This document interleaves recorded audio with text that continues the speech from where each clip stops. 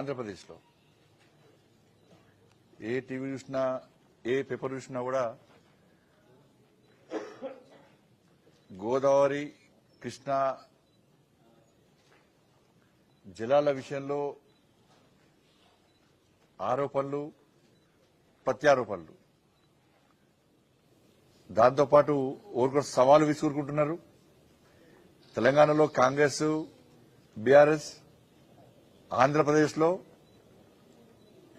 YCP TDP, ఆ రెండు రాష్ట్రాల నాయకులు, ఈ రెండు రాష్ట్రాల నాయకులు, ఇదంతా కూడా ఒక పొలిటికల్ డ్రామా. తెలంగాణ రాష్ట్రంలో కాంగ్రెస్ ది బీఆర్ఎస్ ది ఒక పొలిటికల్ డ్రామా. కాంగ్రెస్ పార్టీ ఆలోచన అంటే వాళ్ళ 6 గ్యారెంటీల మీద చర్చ జరగదు. బీఆర్ఎస్ పార్టీ ఆలోచన ఏంటంటే మా అవినీతి మీద చర్చ జరగదు. ఈ ఇద్దరు లోపాయికార ఒప్పందంతో ఇదంతా పొలిటికల్ డ్రామా ఇవాళ ఆడుతూ ఇవాళ ప్రజల దృష్టి మళ్లించే ప్రయత్నం ఈ రెండు పార్టీలు చేస్తున్నాయి. కాబట్టి ఆ జలాల విషయంలో ఇవాళ వాస్తవాలను ఇవాళ మొదటి నుంచి కూడా కొట్లాడేది భారతీయ జనతా పార్టీ. ఇవాళ ముఖ్యమంత్రి గారు శాసనసభ వేదికగా పచ్చి అబద్దాలు చెప్పిండు. తెలంగాణకు జరుగుతున్న అన్యాయ విషయంలో బీఆర్ఎస్ పార్టీ మోసం చేస్తున్న విషయంలో మొదటి నుంచి కొట్లాడింది భారతీయ జనతా పార్టీ. నేను రాష్ట్ర అధ్యక్షుడిగా ఉన్నప్పుడు తెలంగాణకు జరుగుతున్న అన్యాయాన్ని ప్రశ్నించడం, తెలంగాణ రాష్ట్ర వ్యాప్తంగా ఉద్యమం చేసినాం. కోవిడ్ పక్కబట్టి పాలమూరు, నల్గొండ, ఖమ్మం, రంగారెడ్డి ప్రాంతాలకు జరుగుతున్న అన్యాయం విషయంలో మేము యుద్దం చేస్తాం. ఆ రోజు కాంగ్రెస్ పార్టీ లేనే ఫీలింగ్ కాంగ్రెస్ పార్టీ లేదు. నా రేవంత్ రెడ్డి గారు లేరు, నా ఉత్తమ్ కుమార్ రెడ్డి గారు లేరు. ఏ రోజు వీళ్ళు ప్రశ్నించలే, ఏ రోజు ఒక లేఖ రాలే, ఏ రోజు ఒక ఉద్యమం కూడా చేయలే కాంగ్రెస్ పార్టీ. ఆ రోజు ఉద్యమం చేసినట్టు చూపట్టమని సవాల్ చేస్తున్నా. మీరు కనుక కేసీఆర్ అన్యాయం చేస్తున్నప్పుడు, ఆంధ్రప్రదేశ్ తెలంగాణ రాష్ట్రానికి అన్యాయం చేస్తున్నప్పుడు కాంగ్రెస్ పార్టీ ఏ రోజన్నా ఆ రోజు ఉద్యమం చేసినట్టు చూపడితే నేను దేనికైనా సిద్ధం. ఫీల్డ్ మీద కొట్లాడింది మేము, కేసీఆర్ మెడల్ వంచింది మేము, కేంద్రం ద్వారా ఒత్తిడి తీసుకొచ్చి తెలంగాణకు అన్యాయం జరగకుండా తెలంగాణ రాష్ట్రాన్ని కాపాడుకున్నది మేము. కేంద్ర ప్రభుత్వము ఇలా తెలంగాణ రాష్ట్రానికి అండగా ఉంది. రెండు రాష్ట్రాల మధ్యలో భేదాభిప్రాయాలు ఉండొద్దు, విభేదాలు ఉండొద్దు, సమన్వయంతో సామరస్యపూర్వకంగా న్యాయం జరుపుకునే విధంగా ఉండాలని చెప్పి కేంద్రము ఆ రోజు స్పందించి తెలంగాణ రాష్ట్రానికి అన్యాయం జరగకుండా చూసింది కేంద్ర ప్రభుత్వం, మోడీ గారి ప్రభుత్వం. ఆ రోజు జలశక్తి మినిస్టర్ గజేంద్ర షెకావత్ గారు. ఇది వాస్తవం. ఈ రోజు అసెంబ్లీ పెట్టుకుని కేసీఆర్ అన్యాయం చేసి అన్యాయం చేస్తే కొట్టండి మీరా? ఆ రోజు ముఖ్యమంత్రి గారు రేవంత్ రెడ్డి ఏరున్నారు, ఉత్తమ్ కుమార్ రెడ్డి గారు ఏరున్నారు. మీ పార్టీ లేదప్పుడు. దుబ్బాకల్లో డిపాజిట్ రాలే, మీకు హుజరాబాద్ లో డిపాజిట్ రాలే, మున్గోడులో డిపాజిట్ రాలే, హైదరాబాద్ లో 2 సీట్లు, వరంగల్ 1 సీట్ రాలే, కరీంనగర్ లో 1 సీట్ రాలే, కార్పొరేషన్ లా నిజామాబాద్ లో 1 సీట్ రాలే. కాంగ్రెస్ పార్టీ ఏం లేకుండా పోయింది. మీ కాంగ్రెస్ పార్టీ నాయకులు అందరూ కూడా బీజేపీ సిద్ధంగా ఉన్నారు. ఆ రోజు సరే అనుకోకుండా ఏం జరుగుతుందో జరిగింది. అది బీఆర్ఎస్ వ్యతిరేకత ఓటు ఇలా మీకు పడ్డది తర్వాత జరిగిన మార్పుల కారణంగా. వాళ్ళ నీళ్ల విషయంలో మొదటి నుంచి కాంగ్రెస్ బీఆర్ఎస్లే ఈ తెలంగాణ రాష్ట్రానికి మోసం చేసింది. ఏదో ఉల్టా చోర్ కొత్వాడ్కో డాంటే అన్నట్టు ఈ రెండు పార్టీలు ఓల్కొని విమర్శించుకుంటూ మేమే నిజాయితీ పరులమని చెప్పి ఇలా వాళ్ళు నాటకాలని ఓళ్ళు విమర్శలు చేసుకుంటున్నారు. వీళ్ళు వాళ్ళ మీద, వాళ్ళు వీళ్ళ మీద. వాళ్ళ ఈ రెండు పార్టీలు చేసినటువంటి పాపాలే ఇవాళ తెలంగాణ రాష్ట్రానికి శాపాలుగా మారినాయి. అంటే నీళ్లు, నిధులు, నియామకాలకు ట్యాగ్ లైన్తోని ఇవాళ తెలంగాణ రాష్ట్ర ఉద్యమాన్ని ప్రారంభించడం, తెలంగాణ రాష్ట్రాన్ని సాధించుకున్నాం. సరే, నిధులు నియామక విషయంలో తర్వాత మాట్లాడి ఇలా నీళ్ల గురించి మాట్లాడే ప్రయత్నం చేస్తున్నాను. ఇవాళ నీళ్ల విషయంలో తెలంగాణ రాష్ట్రానికి మొట్టమొదట అన్యాయం చేసింది కాంగ్రెస్ పార్టీ. ఇవాళ ఉమ్మడి రాష్ట్రంలో కృష్ణా జిల్లాలో 811 టీఎంసీల నీటి వాటా ఉంటే తెలంగాణలో గతం ఉమ్మడి రాష్ట్రం పంచి కూడా ఏ రోజు కూడా కనీసం 200 టీఎంసీ నీటిని కూడా వాడుకున్న దాఖలాలు లేవు. ఏ రోజు కూడా సమైక్య రాష్ట్రంలో కాంగ్రెస్ పార్టీ పాలనలో కూడా ఏ రోజు కూడా 200 టీఎంసీ కూడా వాడుకోలే.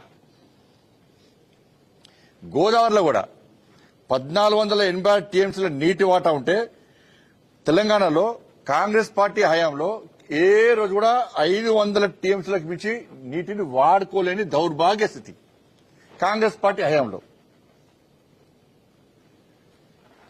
పాలమూరు రంగారెడ్డి సంబంధించి మన ముఖ్యమంత్రి గారు పాలమూరు రంగారెడ్డి కాంగ్రెస్ పార్టీ ప్రభుత్వంలోనే మేమే స్టార్ట్ చేసాము, మేమే అప్పుడు చరిత్ర సృష్టించినాం. మేము లేకుంటే పాలమూరు రంగారెడ్డి అనే పేరే లేకుండే. బీజేపీ మోసం చేసింది. పోలవరానికి జాతీయ హోదా ఇచ్చి పాలమూరు రంగారెడ్డికి జాతీయ హోదా ఇవ్వకుండా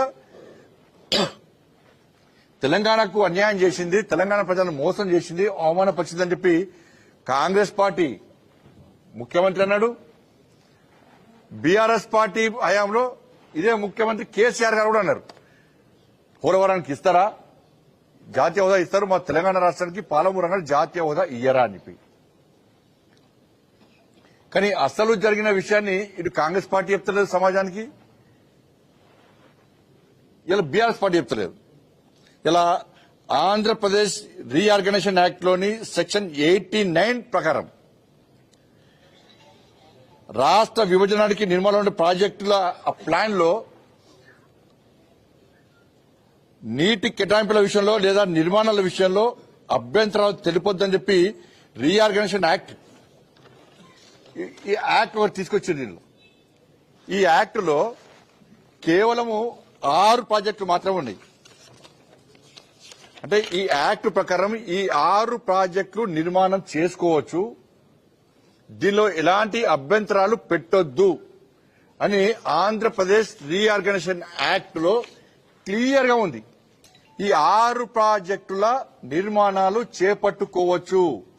ఈ 6 ప్రాజెక్టుల నిర్మాణంలో ఇరు రాష్ట్రాలు ఎక్కడ అభ్యంతరాలు చెప్పుకోవద్దు అని కాంగ్రెస్ పార్టీ హయాంలో ఆంధ్రప్రదేశ్ రీఆర్గనైజేషన్ యాక్ట్ లో ఉంది. ఈ 6 ప్రాజెక్టులలో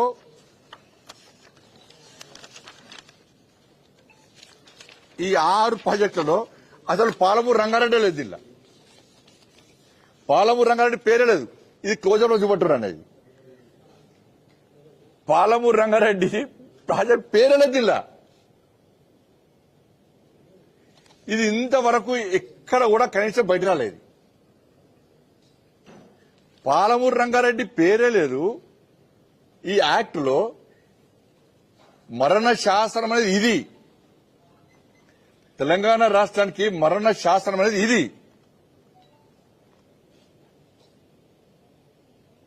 అసలు యాక్ట్ లో పాలమూరు రంగారెడ్డి లేదు, మిగతా 5-6 ప్రాజెక్టులు ఉన్నాయి. దీనికి జాతీయ హోదా ఎట్లా ఇస్తుంది కేంద్ర ప్రభుత్వం? అనుమతులు ఏ విధంగా ఇస్తుంది?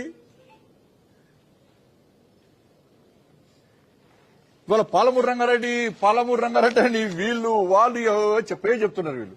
మరి కేసీఆర్ అనే మూర్ఖుడు ఈ యాక్ట్ బాగా 80,000 పుస్తకాలు చదివినవు నువ్వు, ఇది చదివిన లేదా నువ్వు? కాంగ్రెస్ పార్టీ చేసిన తప్పిదాన్ని కేసీఆర్ అనే ముఖ్యమంత్రి పదవి ఉన్నప్పుడు ఎందుకు బయట పెట్టలేకపోయాడు? ఇది తెలిసి కూడా నువ్వు మళ్ళీ పాలమూరు రంగారెడ్డి నేను సాధిస్తాను కాబట్టి మళ్ళీ నువ్వు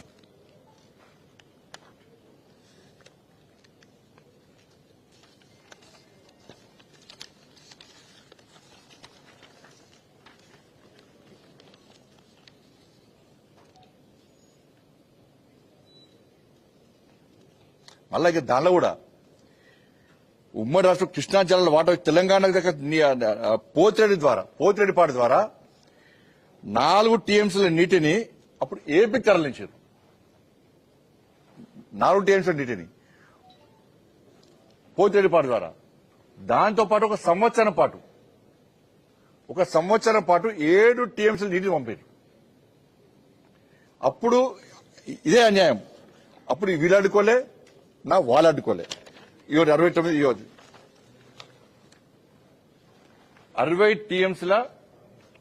60 టీఎంసీల కృష్ణా నీటిలో మన వాటా అసలు వాడుకోలే. ఈ పేపర్ కూడా వచ్చింది ఆ రోజు. వాడుకునే ఆలోచన లేదు, అవసరం ఉన్నా వాడుకోలే. దీనికి కుంటి సాగు చెప్తారు మళ్ళా.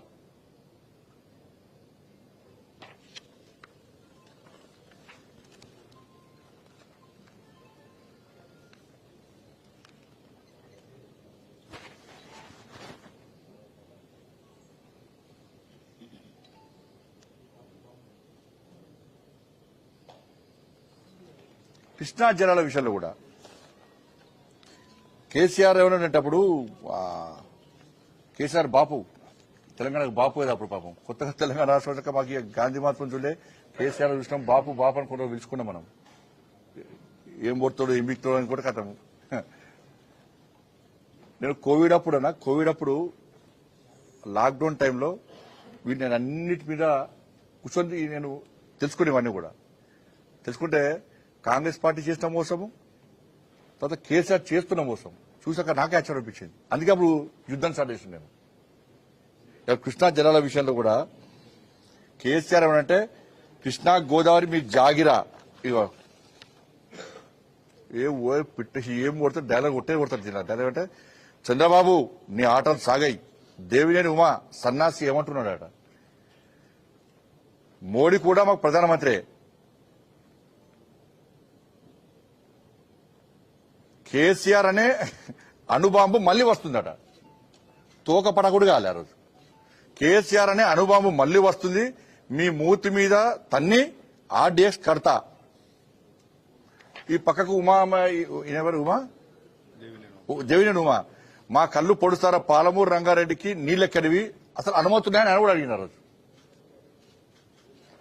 కృష్ణ మీ జాగిరా అని చెప్పి ఆ రోజు కేసీఆర్ సార్ మాట్లాడండి. ఏ రోజు ఇది? 2015 జూన్ 2015 జూన్ 11 రోజు అన్ని పేపర్లో బ్యానర్ వచ్చింది అనేది. ఇది చూసినాక ఖుషాను అబ్బా కేసీఆర్ ఒట్టాడుతాడుగా అణుబాంబు అవుతాడు ఏడ వెళ్తాడు అని చెప్పి ఇక మొత్తం దేశం అంతా చూస్తారు, తెలంగాణ రాష్ట్రం అంతా చూస్తాం. ఇవాళ తీరా అవన్నీ పిట్టరాముని మాటలు చేసిపోయినాయి. అవన్నీ కూడా కృష్ణా జలాల్లో ఆ రేషియో ప్రకారము తెలంగాణ రాష్ట్రానికి రావాల్సిన వాటా ఎంత అంటే 571 టీఎంసీలు. 68% రేషియో ప్రకారము తెలంగాణ రాష్ట్రానికి రావాల్సింది 571 టీఎంసీలు మనకు రావాలి, తెలంగాణ రాష్ట్రానికి రావాలి. ఆంధ్రప్రదేశ్ కు 299 టీఎంసీలు వాళ్ళకి రావాలి. ఇది ఉల్టా అయింది. ఈ పేపరు ఫస్ట్ బయటపెట్టింది నేనే అనేది. ఇది మొట్టమొదటిసారి 3 సంవత్సరాల క్రితం బయట పెట్టింది నేనే. ఈ రోజు రాష్ట్ర ముఖ్యమంత్రి అసెంబ్లీ చెప్తున్నాడు. ఇది 3 సంవత్సరాల క్రితము అప్పుడు ఉమాభారతి గారు మినిస్టరు, చంద్రబాబు నాయుడు గారు సీఎం, గౌరవనీయులు పెద్దలు పూజ్యులు ఆదరణీయులు ఆదర్శమూర్తి తెలంగాణ బాబు కేసీఆర్ గారు ముఖ్యమంత్రి. ఈ సమావేశంలో హరీష్ రావు గారు ఉన్నారు. ఈ సమావేశంలో అప్పుడు విద్యాసాగర్ గారు ఉన్నారు. అప్పుడు ఆయన నీటిపారుదల అడ్వైజర్. వీళ్ళందరూ కూర్చొని ఉమాభారతి గారి సమక్షంలో 2 రాష్ట్రాలు కూర్చొని 2 రాష్ట్రాల మధ్య జరిగిన అగ్రిమెంటు ఏం జరిగింది, కేసీఆర్ ఏం ఒప్పుకున్నారంటే మాకు 299 టీఎంసీలు చాలు అని ఒప్పుకున్న పేపర్ ఇది. ఇది అఫీషియల్ డాక్యుమెంట్. ఇది కేంద్ర ప్రభుత్వం జలశక్తి మినిస్టర్లో ఇంకా ఉంది. ఇది నువ్వు 299 టీఎంసీలకు ఎవరినడుగు ఒప్పుకున్నావు అని నేను అంటుండే కదా. ఆ రోజు అడిగినా ఈ రోజు అడుగుతున్నా. ఈడ ఊకదంపుడు స్పేటం ఇచ్చినావు.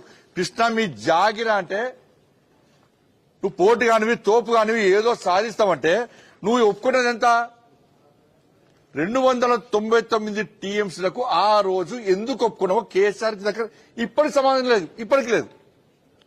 ఇది మొట్టమొదటి బయట పెట్టింది నేనే, రాష్ట్ర అధ్యక్షుని గారు. ఈ డాక్యుమెంట్ బయట తీసుకొచ్చింది నేనే.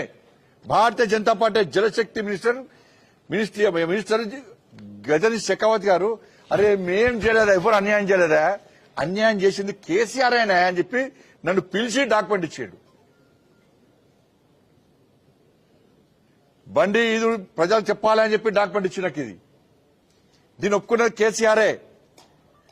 మీకు రావాల్సింది 571 టీఎంసీ తెలంగాణకు, కానీ కేసీఆర్ సంతకం పెట్టిండు. అప్పుడు ఇవో సమావేశంలో సంతకం పెట్టిండు, 2 రాష్ట్రాలు జరిగే ఒప్పందం అని చెప్పి ఇవో డాక్యుమెంట్ పెట్టబెట్టిండు. ఇది తప్ప చెప్పి నేను పంపిస్తాను ఈ డాక్యుమెంట్. ఇది మాట్లాడకుంటే ఈ డాక్యుమెంట్ కేసీఆర్ కు పోస్ట్ చేసాను. ఇది తప్పు అన్నాడు.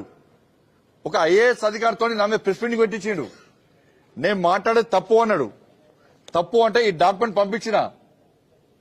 పంపించాక ఏం జరిగిందంటే ఇంకో ఐఏఎస్ ఆఫీసర్ ఏం చేసిండు, కేసీఆర్ తెలియకుండా జలశక్తి మినిస్టర్కి లేఖ రాసిండు. ఏం రాసిండు అంటే, సార్ మాకు 571 టీఎంసీ రావాలి, మాకు 299 టీఎంసీలే వచ్చినాయని చెప్పి ఇంకో అధికారులకు లేఖ రాసిండు. ఒక ఐఏఎస్ అధికారము ఒక లేఖ రాస్తాడు, ఇంకో ఐఏఎస్ అధికారం ఇంకో లేఖ రాస్తాడు. ఇది అఫీషియల్ డాక్యుమెంట్ అనేది మీకు కూడా పంపిస్తుంది. ఇది మీద మీద చూపడి అవుతుంది. ఇది ఇలా సోషల్ మీడియా పెడతా, ఇలా అన్ని పేపర్ల యాజమాన్యాలు కూడా పంపిస్తుంది. ఇదే మేము 5 డేస్ పేపర్ అన్నీ పంపిస్తారండి.